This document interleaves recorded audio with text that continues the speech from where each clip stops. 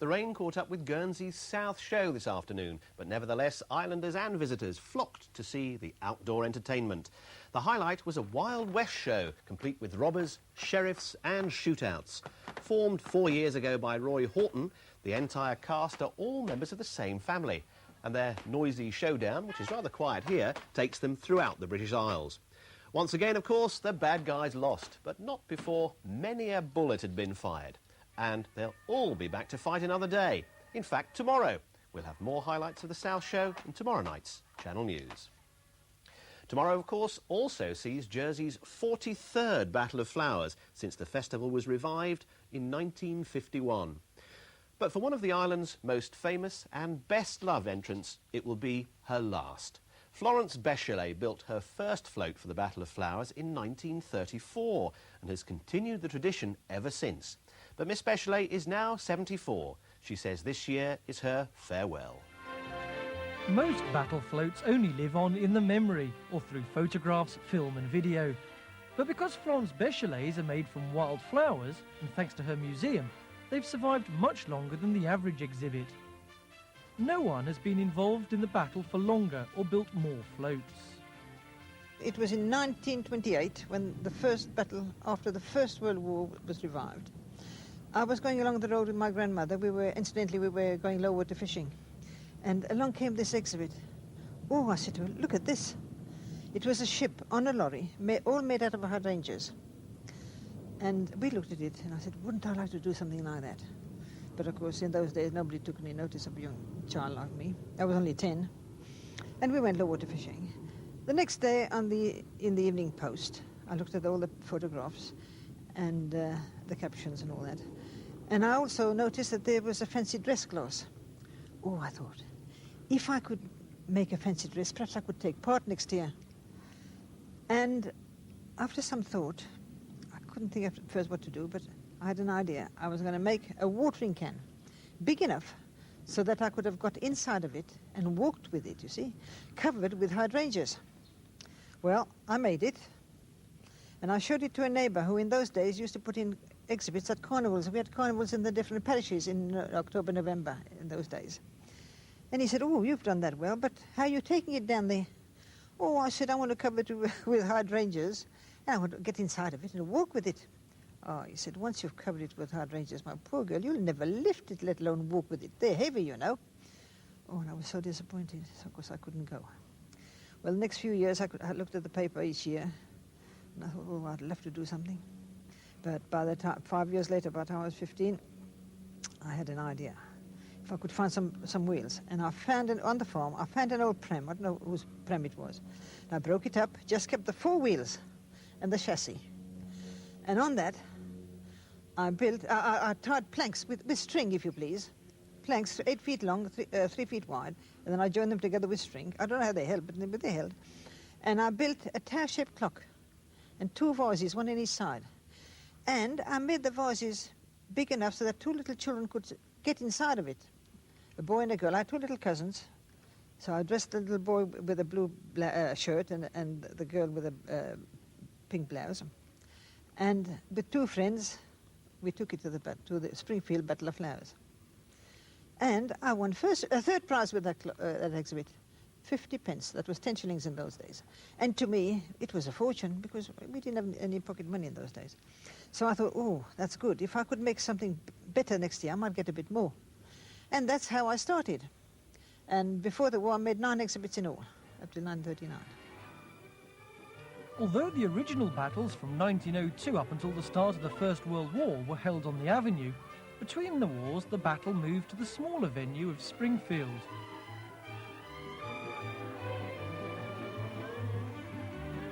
It's more sophisticated today. Everything's got to be, you know, special types of flowers. And years ago we used to make do with hydrangeas, marigolds, asters, and the exhibits were some of them were they could compete with those of today, especially those made like, as I say, with like Sonny Godbolt and Kenneth Britton. They were marvelous exhibits.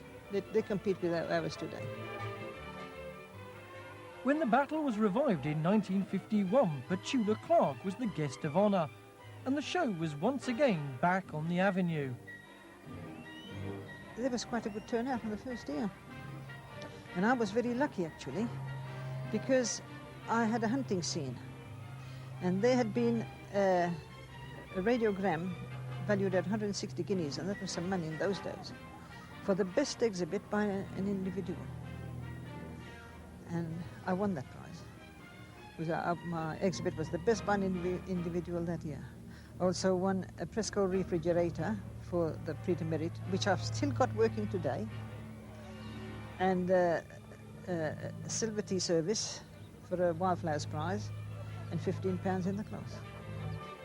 Of course, as most people know, the battle got its name because the day ended with the floats being pulled apart and the exhibitors and spectators pelting each other with flowers.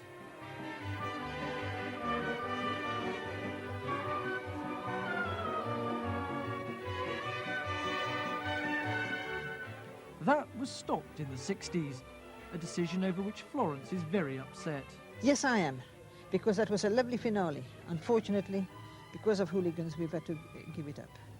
But there's never been a good finale since, never. The plaques at her museum honour Florence's years of service to the battle, but she'd far rather let her floats do the talking. This year's is a carefully guarded secret.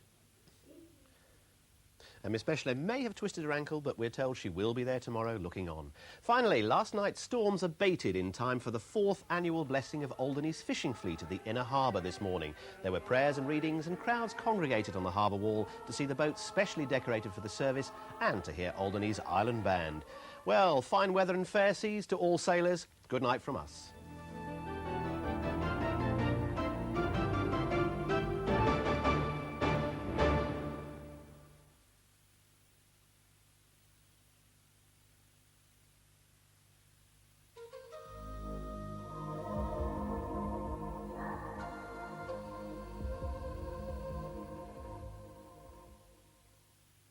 The front that gave all the thundery conditions yesterday is now over central England, but the low with which it's associated is still southwest of us, so some thundery activity is still possible until it finally clears.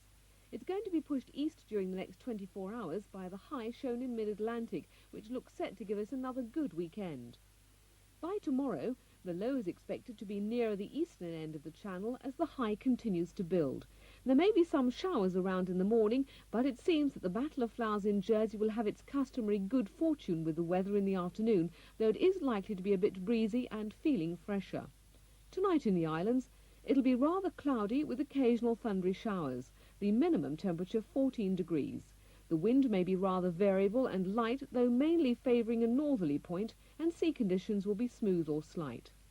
Tomorrow morning is expected to be rather cloudy with occasional showers and a light to moderate north to northwest wind.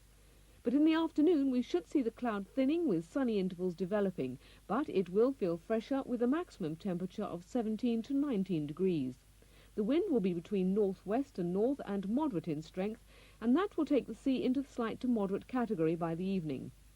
So after a cloudy morning, when there will be showers around the area, cloud is expected to break up in the afternoon with sunny periods developing, but it will feel fresher then in the moderate northwest to northerly breeze.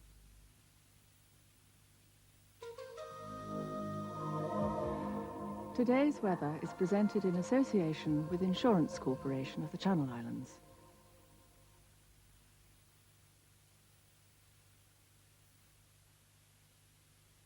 Homemakers present Kingstown freestanding and semi-fitted bedrooms. Compare the Kingstown prices with standard fitted bedroom prices, and Kingstown makes sense. The perfect blend of good looks, quality workmanship and practicality without fitted bedroom prices. Kingstown, exclusive to the Homemaker, Don Street, Jersey and Lowlands, Guernsey.